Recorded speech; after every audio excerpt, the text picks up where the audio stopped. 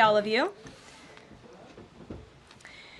What we've witnessed President Trump accomplish over the last few days has been nothing short of remarkable. We are now 3.5 years into the war between Russia and Ukraine, a brutal conflict that has claimed hundreds of thousands of Russian and Ukrainian lives and cost trillions of dollars.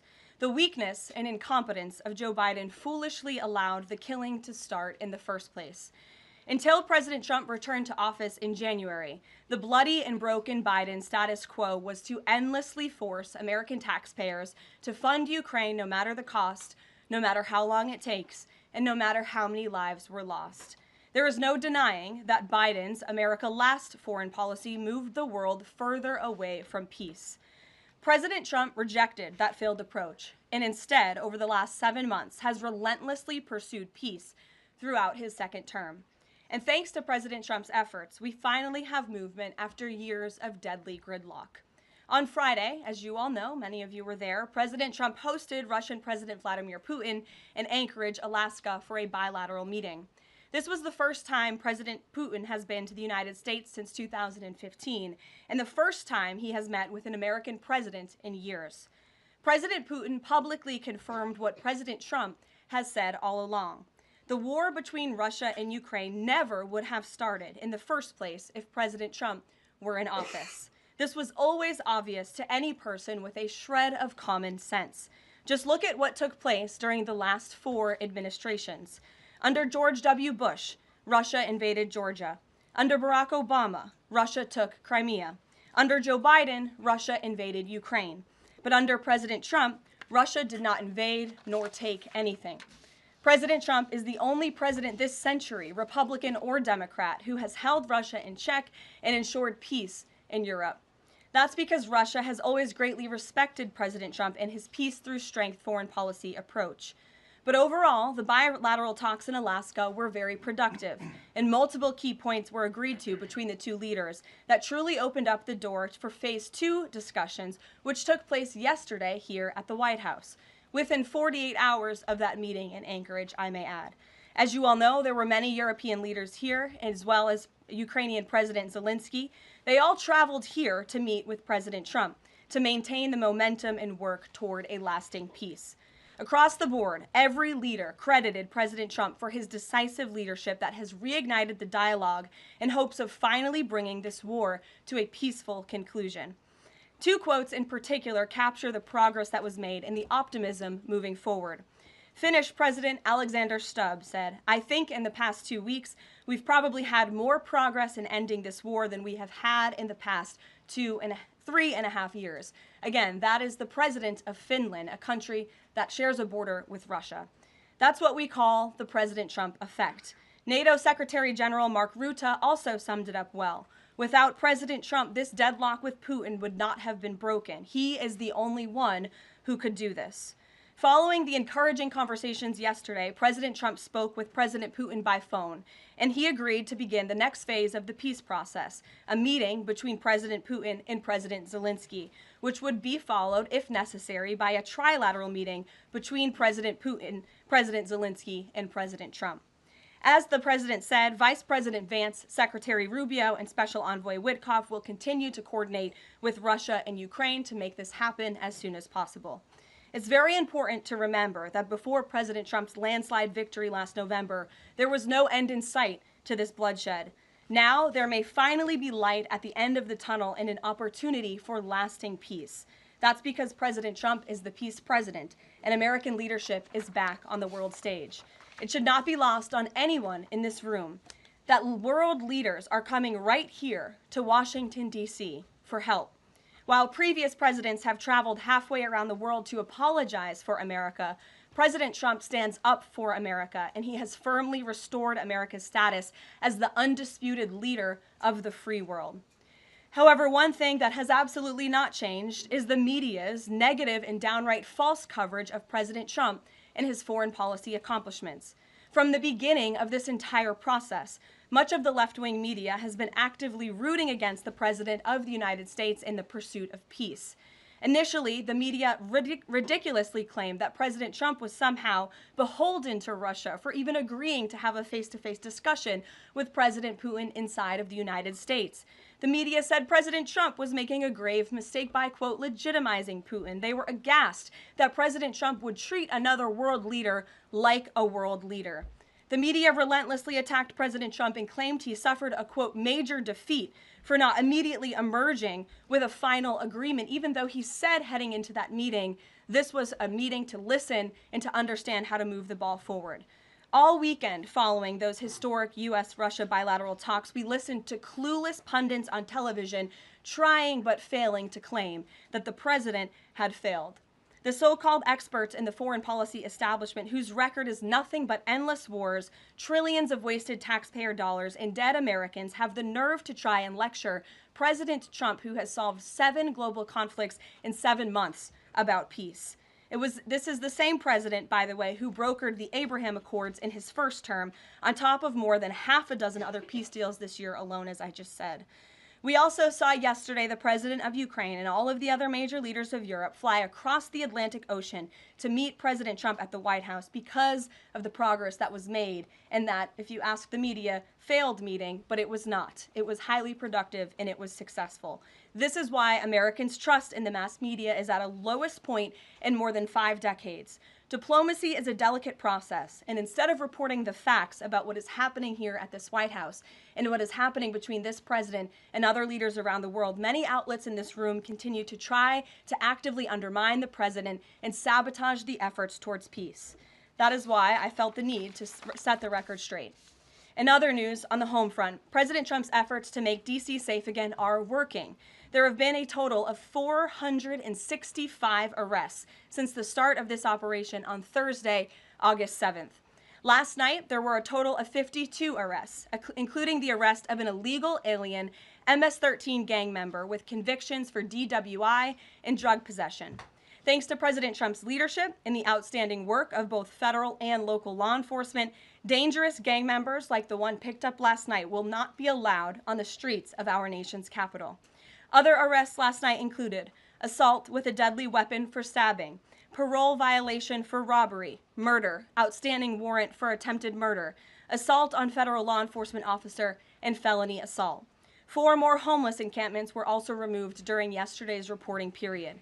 To date, a total of 48 homeless encampments have been cleared in Washington, D.C. by multi-agency teams. MPD patrol units are actively working with city officials to locate and clear additional encampments and remove homeless residents off of Washington's streets.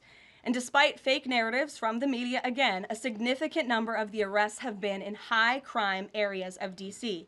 In fact, nearly half of all of the non-illegal alien-related arrests have occurred in wards 7 and 8, the 2 wards that have the highest number of violent crime, as well as homicides and assaults with dangerous weapons last year. So while Democrats continue to coddle violent criminals, President Trump and this administration are focused on putting them behind bars and unapologetically standing up for the safety of law-abiding American citizens. And the White House will continue to provide all of you with the results of this operation in the days ahead. So with that, I will take your questions today. Here in our new media seat today, we have Jack Posobiec, who joined us in Anchorage, Alaska last week. Jack, thanks for being here. Why don't you kick us off? Caroline, thanks so much. So a couple of questions regarding the status of these peace talks. Obviously, we saw the President and President Putin there in Anchorage. We saw the world leaders here yesterday with this summit. We've heard phrases like coalition of the willing. We've also heard Article 5-like guarantees. When it comes to the security guarantees, what is the current status of that? I know the President earlier today mentioned boots on the ground would be UK, France, Germany possibly, but unequivocally said no U.S. troops on the ground, but U.S. coordination. Can you elaborate on that, and what would the red lines be? Sure. Well, you got to the heart of what I was going to say to all of you today on security guarantees, which is the President has definitively stated U.S. boots will not be on the ground in Ukraine, but we can certainly help in the coordination and perhaps provide other means of security guarantees to our European allies. The President understands security guarantees are crucially important to ensure a lasting peace, and he has directed his national security team to coordinate with our friends in Europe and also to continue to cooperate and discuss these matters with Ukraine and Russia as well. Caroline, now have the Russians responded at all? I know we spoke with President Putin last night. What has been their response? Because we've heard some reports from the Kremlin and others saying they're unequivocally against NATO troops on the ground. Well, look, the president continues to have these conversations with both leaders. Those conversations took place in Anchorage, Alaska, again yesterday with the Europeans and President Zelensky, and he has directed his team to come up with a framework for these security guarantees that can be acceptable to help ensure a lasting peace and end this war. And then just last question real quick on this. Regarding some of the funding, we're hearing questions about another round of weapon sales or possibly a round of U.S. purchases of Ukrainian drones. Will that money be funded by the U.S. taxpayers? Are we finally going to see an end to the U.S. taxpayer-funded, seemingly endless mandate for these foreign wars? Well, the president is very sensitive to the needs of the American taxpayer, and immediately upon entering office back in January, he made it very clear that we're not going to continue writing blank checks to fund a war very far away, which is why he came up with the very creative solution to have NATO purchase American weaponry, because it is the best in the world, and then to backfill the needs of the Ukrainian army and the Ukrainian people and their military. So that's the solution the president has came up with. We'll continue to see that forward. As for any additional sales, I'll have to defer you to the Department of Defense. Thanks so much. Thanks, Jack. Kelly. What has President Trump learned that tells him that Vladimir Putin would be willing to make a deal for him, for President Trump? Well, the president has learned a lot, which is part of the reason he opened up this dialogue.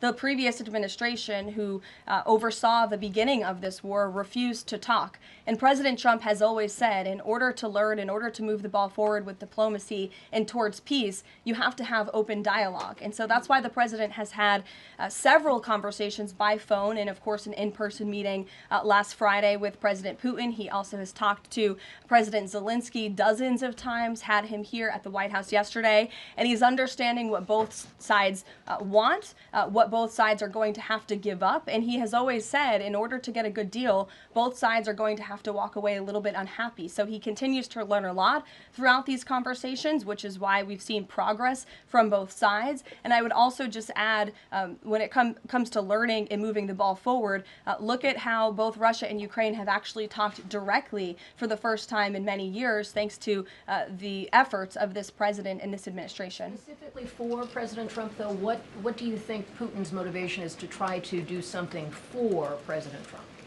as opposed to just resolving the conflict? I think, as I just spoke to in my opening remarks, Kelly, Russia and all countries around this world actually respect the United States again, and the president is using the might of American strength to demand that respect from our allies, our friends, our adversaries all around the world. And we've seen that not just lead to progress with Russia and Ukraine, but also we've seen it in the closing of 7 global conflicts around the world as well. We've seen it with the release of hostages in Gaza. You've seen it with the end of the conflict between India and Pakistan, which could have resulted in a nuclear war if we had not had a president who believed in the strength and the leverage that comes with the job of being the President of the United States of America. Rachel. Thanks, Caroline. Heading into Alaska, a lot of the focus in the talk was on this trilateral meeting between these 3 leaders.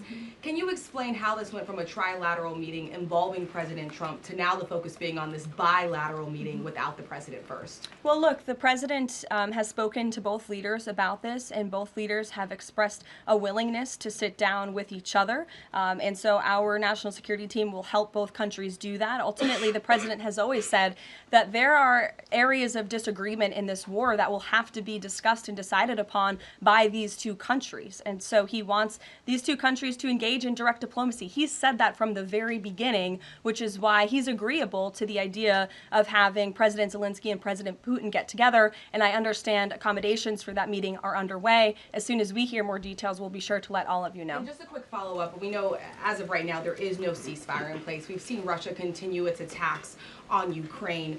What indications is the president getting from Putin that he wants to have this meeting with Zelensky soon?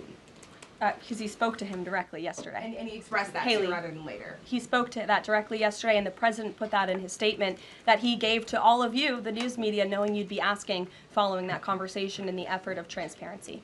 Haley. Hey, thanks, Caroline. You made clear no U.S. boots on the ground. Is the president considering U.S. boots in the air as a form of a security guarantee? Look, that was something the president mentioned on his interview this morning. It is an option and a possibility. I won't certainly rule out anything as far as military options that the president has at his disposal. I'll let him do that. I can tell you he's definitively ruled out boots on the ground. Sure. Thanks, Tara. Just about the possible venue for the talks, can you confirm that Putin suggested Moscow as a venue for the bilateral talks? And if so, doesn't that indicate that Putin is perhaps not serious about this, that he's suggesting a venue that there's no way that Zelensky is going to go to? Look, I'm not going to litigate the private conversations between the president and President Putin, aside from what the president himself has already spoken on. But I can tell you there are many options that are being discussed by our national security team right now with both parties. Can you give us an indication of where? I just told you we'll provide you details as soon as we can. Thank you for trying, though. Libby. Thank you, Caroline. I wanted to ask about the National Guard troops. How is the White House coordinating with how they're being placed in D.C., what areas? And then also, how long should people here in the district anticipate the National Guard to be on the ground patrolling the streets? I don't have a timeline for you, Libby, but we will keep you posted on that. I think the president, as you know, and this administration, he came to this briefing room with members of his cabinet to lay out the rationale and the reasoning for federalizing the National Guard here in Washington, D.C., and for our work with the Metropolitan Police Department to make our district safer. We've seen violent crime has taken the lives of far too many residents here in our nation's capital, and the president wants to make it safe again. And as for the coordination efforts, this interagency team is meeting and talking daily. In fact, there's a meeting taking place right now in the West Wing with members of the interagency task force to continue to discuss not just the National Guard deployment, but also how we can continue to remove public safety threats off of the streets of Washington, which, as the numbers I just showed you prove, they are doing every single night. I will just reiterate, 465 total arrests and counting since the start of this operation. I believe 11 or 12 days ago, I'll have to check the calendar, but those are pretty remarkable results. If not for this task force and their high level of coordination and the leadership of this president, there would have been 465 more violent criminals on the streets of this capital that you all live in every day. So I think we should all be very grateful for that. Stephen. Thank you, Caroline. Three questions about the D.C. crackdown. Sure. First, I was wondering if you could clarify something President Trump said. He mentioned getting rid of the slums where criminals live. Was he talking about tents or permanent residential buildings? And then the mayor has expressed an interest in clarifying how much of a focus illegal immigration enforcement is as part of this crackdown. Can you say anything about that? Sure. And third, any preview on the beautification? 3 questions. I'll try to answer all 3 of them pointedly for you.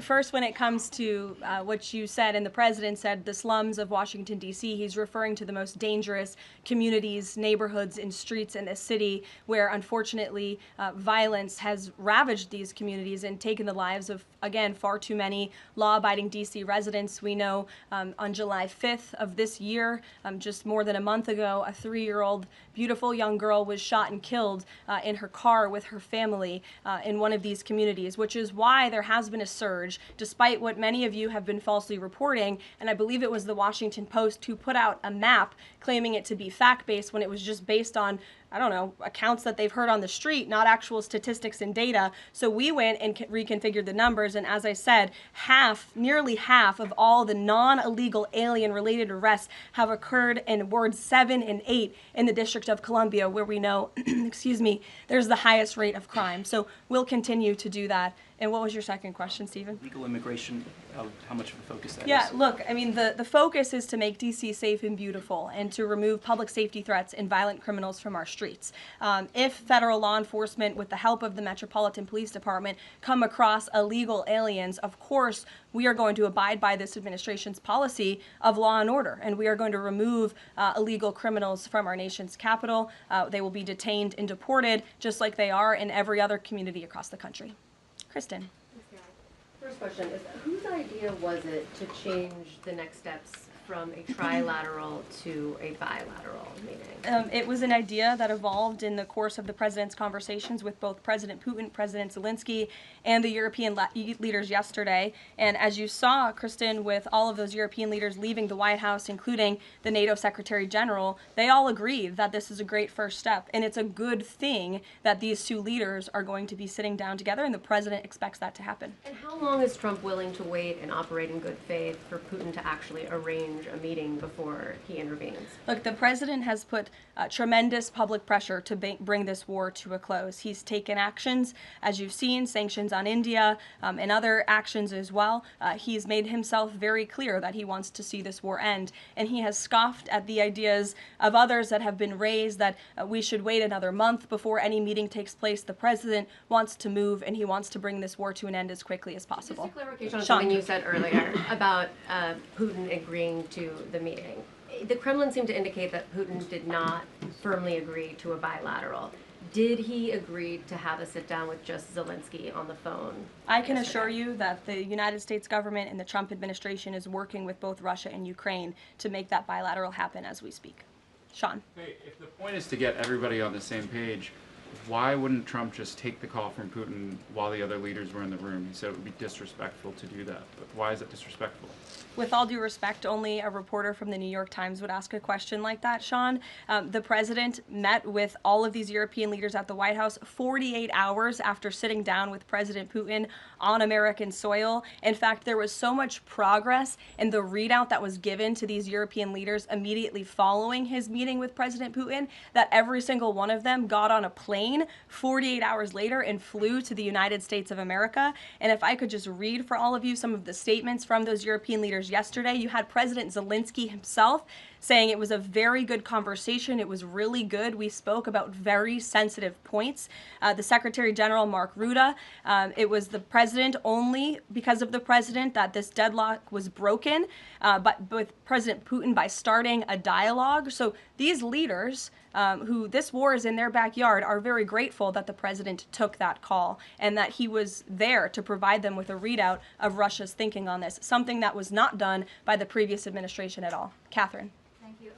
Is the White House looking at Budapest as a possible location? I'm not going to confirm or deny locations. We'll provide you with details as soon as we can. Just following up on Kristen's question, I understand that the White House is working and allies are working to make this meeting happen, but did Putin promise to do a meeting with Zelensky, a direct meeting, in the coming weeks? He has, and I just answered that question for you. Franco. Thanks. I just want to clarify.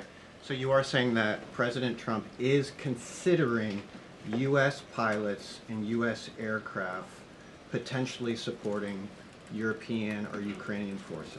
The president spoke to that himself this morning when he called into Fox and Friends, and I would defer you to his answer. You can read it directly yourself. In addition, can I ask, no boots on the ground, Steve Witkoff's talking about Article 5-like security guarantees. Can you talk about what other Article 5-like security guarantees that are being considered if it's not boots on the ground? These are very sensitive diplomatic discussions that are currently taking place literally as we speak. So I will leave it to the national security team, and I'll leave it to the president to have those private discussions with these leaders as we try to bring this war to an end. And can I ask one Mary more? Margaret, go ahead. Thanks, Caroline. Two questions, if that's okay. So on these meetings, I know you said that the trilateral will take place if necessary. Do you think that we might not need the trilateral and that Zelensky and Putin might come to this conclusion on their own? And then as a follow-up, I know the president said on Fox News this morning that he's partially seeking peace in order to get to heaven. Was he joking, or is there spiritual motivation behind his peace deals here? I think the president was serious. I think the president wants to get to heaven, as I hope we all do in this room as well. Annie. Thanks, Caroline. I'm just shifting gears to the Department of Justice for a minute. Can you walk us through why another deputy FBI director was named? Does Trump have any displeasure with how the FBI has been being run to date? And then I have a question about the antitrust debate. No, Andrew Bailey is extremely qualified. As you know, he's been serving with honor as the Attorney General of Missouri, and he's been brought on as another set of very credible and experienced hands to work alongside the current Deputy Director, Dan Bongino, under the leadership of the Director, Kash Patel, and the Attorney General, Pam Bondi. And the FBI has been doing a tremendous job. We've seen their agents out on the streets as part of this interagency task force here in Washington. But the crime that they've been stopping here in Washington, they've been doing this for 7 months all across the country. In fact, there's been 19,000 arrests by the FBI nationwide. That's more than double last year in the same time period. Of those, 1,600 arrests were for violent crimes against children. 4,000 child victims have been rescued by this FBI under this current leadership. 1,000 arrests from investigations of foreign terrorist organizations. There's been 1,500 kilos of fentanyl seized. 6,300 kilos of meth have been seized. And 3 of the top 10 most wanted have been arrested so far. Not a single one of the individuals on the top 10 most wanted list were arrested under the previous administration. We've arrested 3 in 7 months. So when you're actually working and enforcing law and order, you need all hands on deck. And so we look forward to welcoming Andrew Bailey to this new post. Jackie. I have a quick question about Roger Alfred, who's a former DOJ official. He gave a speech in Aspen yesterday where he said that senior DOJ aides are cutting deals with favored lobbyists. I'm wondering if the president has any concerns at all with the way the antitrust division is working. I have no idea who that individual is. I don't know why he made those comments. I don't know what basis he's making those comments on.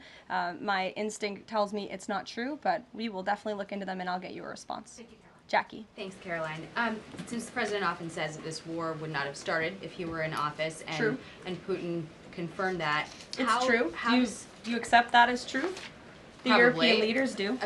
Well, And President Putin himself said that, by the way. He did say that. The question I have, though, is what is the president going to do to ensure that these security guarantees last beyond him into the time when he is no longer president? And does that have to involve Congress at all? Well, he understands the need for that, which he spoke to yesterday.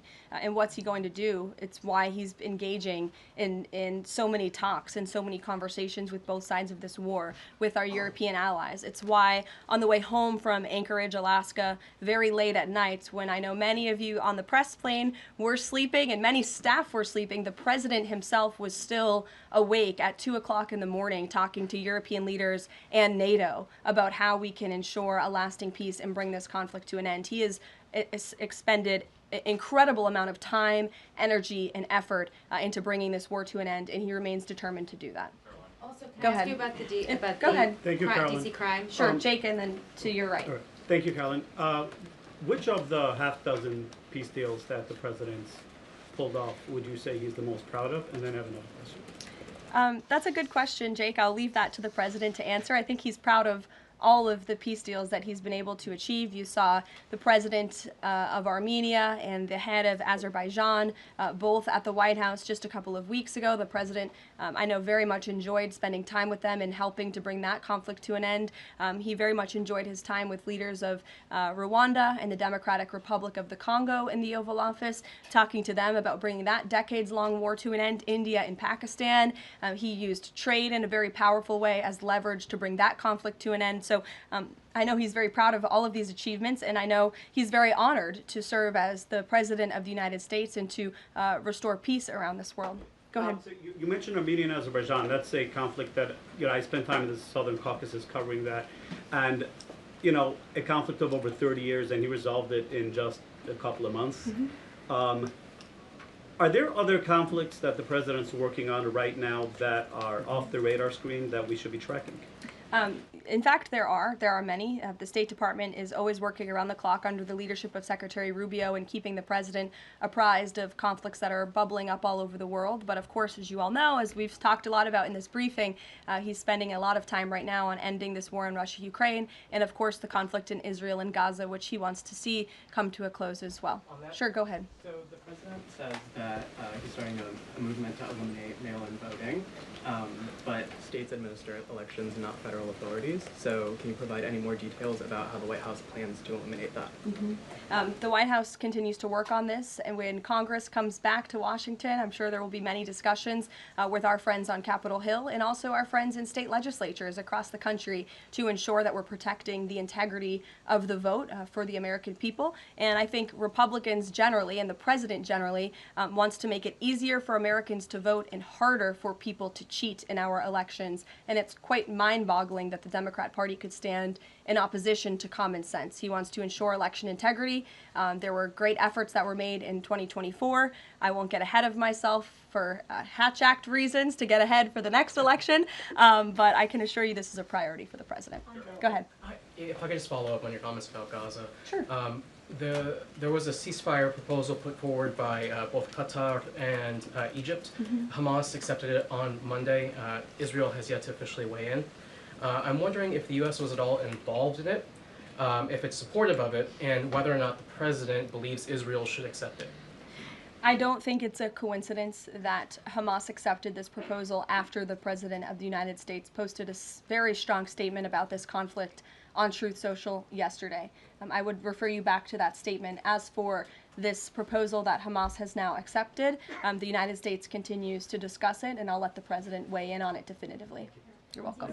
Sure. Caroline, can you describe the president's perspective on taking a stake in Intel in exchange for federal grants? And is this are we expecting to see the White House make similar arrangements with other semiconductor companies and manufacturing companies? Well, the president, he's been very clear about the need to reshore manufacturing that's critical to our national and economic security. That is especially in regards to chips and semiconductors, which is why the president has initiated the Commerce Department to conduct a study on semiconductors, a Section 232 investigation, so we can ultimately implement tariffs. And it's why our export license requirements remain in place as well. As for this 10% government stake deal, the Department of Commerce continues to work on it. I know Secretary Lutnick is working on it and ironing out the details, but the president wants to put America's needs first, both from a national security and economic perspective. And it's a creative idea that has never been done before to ensure that we're both reshoring these critical supply chains while also gaining something of it for the American taxpayer. You're welcome. Emily. Thanks, Caroline. I wanted to ask about the 3 U.S. warships that are being sent to Venezuela, and there's 4,000 Marines on board. Are you looking at possibility of boots on the ground there? What I will say with respect to Venezuela, President Trump has been very clear and consistent. He's prepared to use every element of American power to stop drugs from flooding into our country and to bring those responsible to justice. The Maduro regime is not the legitimate government of Venezuela. It is a narco-terror cartel. In Maduro, it is the view of this administration, is not a legitimate president. He is a fugitive head of this cartel who has been indicted in the United States for trafficking drugs into the country. And with that, I will leave you all, and we will see you later, if not tomorrow. And I look forward to taking more of your questions. Thank you. Thanks, Caroline. Thank you.